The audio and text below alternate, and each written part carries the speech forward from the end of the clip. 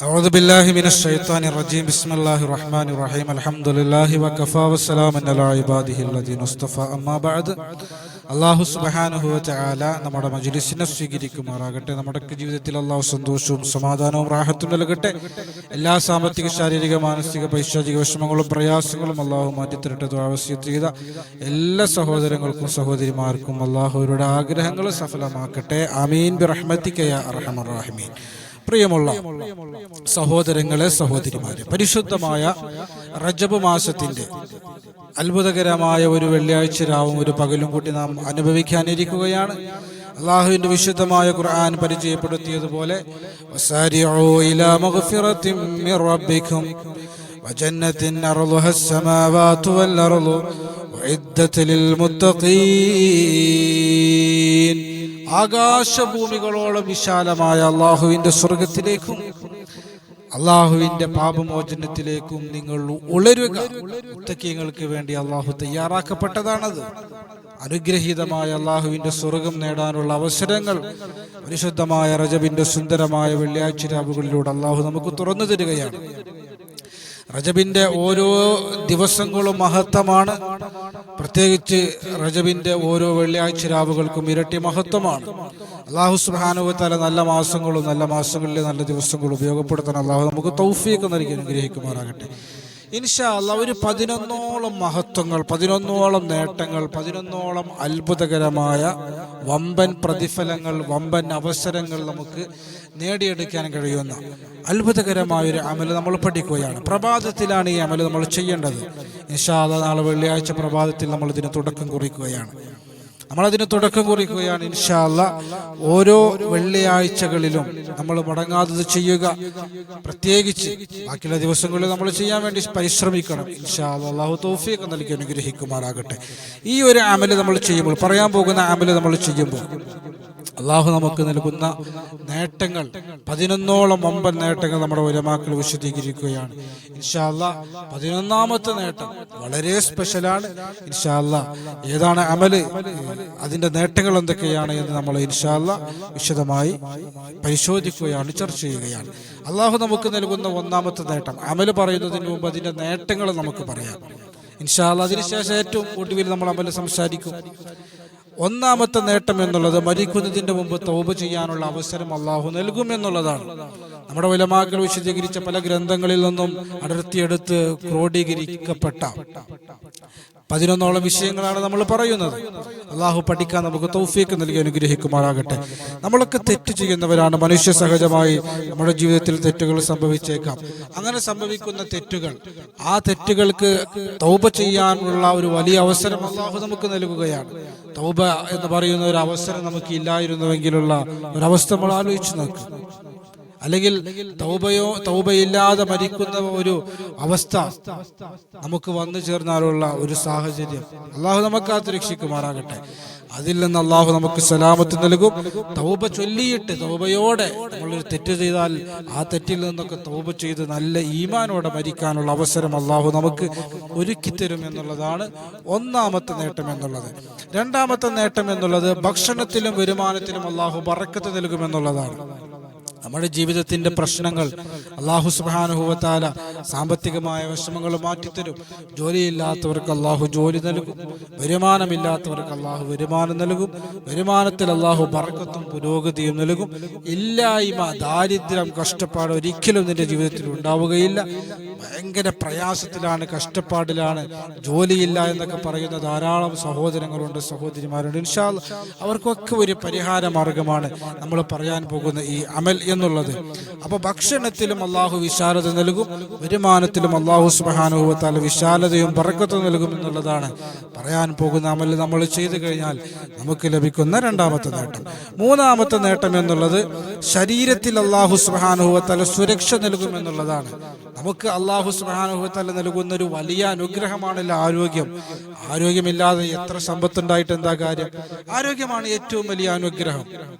നിഅമത്താനി മഖബൂനു ഫീഹിമ കസീറുൻ മിനൻ നാസ് സിഹ്ഹത്തു വൽ ഫറ. അല്ലാഹുവിന്റെ റസൂൽ തന്നെ അത് വ്യക്തമാക്കിയിട്ടുണ്ട്. ആരോഗ്യം വളരെ പ്രധാനപ്പെട്ട ഒരു അനുഗ്രഹമാണ്. ആരോഗ്യം അല്ലാഹു നൽകും. മരണം വരെ നല്ല ആരോഗ്യത്തോടെ നിസ്കരിക്കാൻ കഴിയും, നോമ്പെടുക്കാൻ കഴിയും, നടക്കാൻ കഴിയും, നമ്മുടെ ജോലികൾ ചെയ്യാൻ കഴിയും, മറ്റുള്ളവരെ ആശ്രയിക്കേണ്ടി വരില്ല.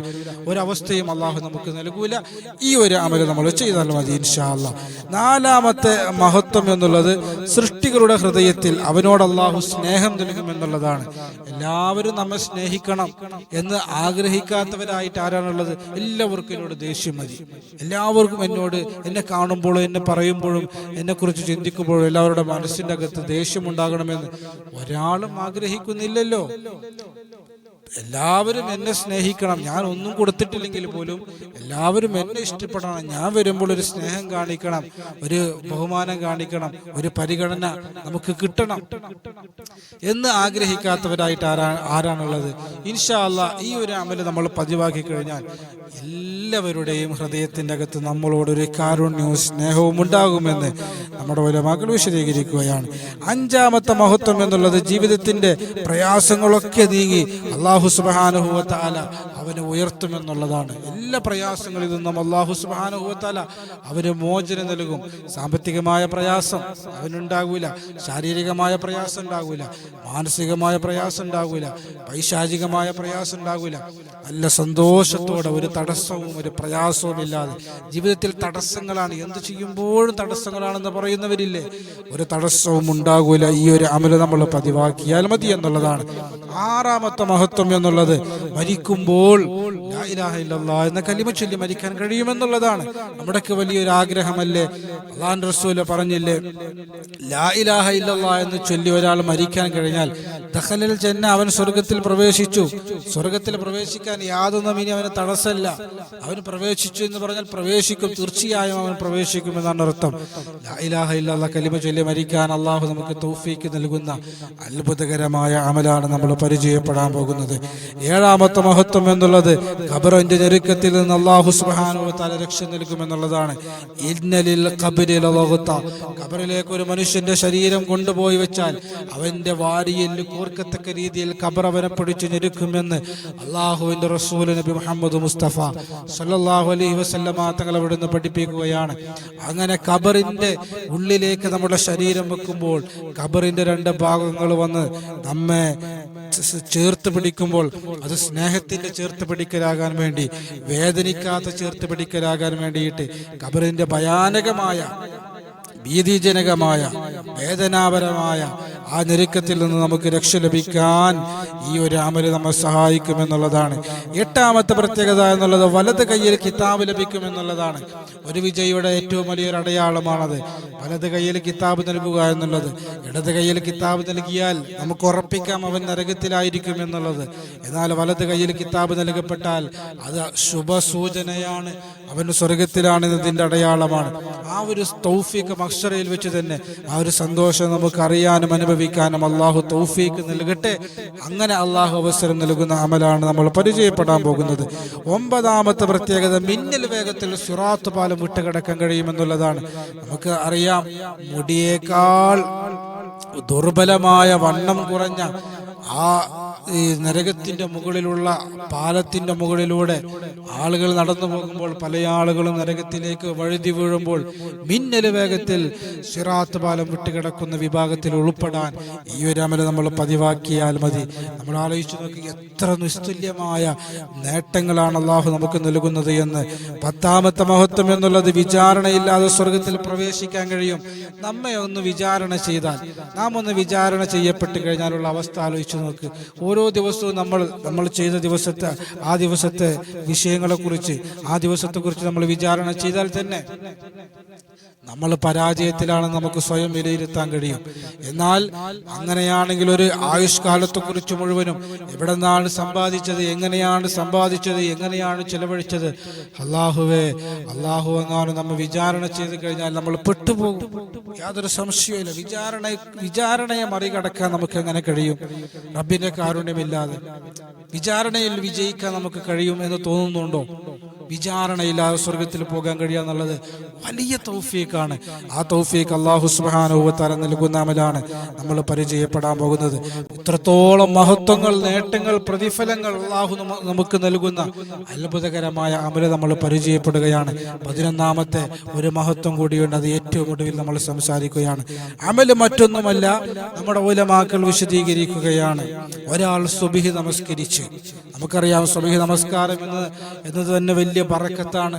ഒരുപാട് ആത്മീയമായ നേട്ടങ്ങൾ, ഭൗതികപരമായ നേട്ടങ്ങൾ നമുക്ക് നേടിത്തരുന്ന അത്ഭുതകരമായൊരു അമലാണ് രാവിലെ നേരത്തെ എണീക്കുക എന്നുള്ളത്, എന്നിട്ട് സുബ്ഹി നമസ്കരിക്കുക എന്നുള്ളത്.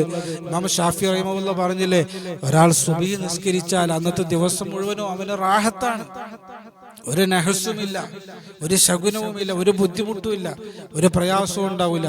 നല്ല പ്രകാശം അള്ളാഹുവിന്റെ മുഖത്ത് സൗന്ദര്യം ഇട്ട് കൊടുക്കുമെന്ന് അള്ളാഹുവിന്റെ റസൂൽ നബി മുഹമ്മദ് മുസ്തഫ.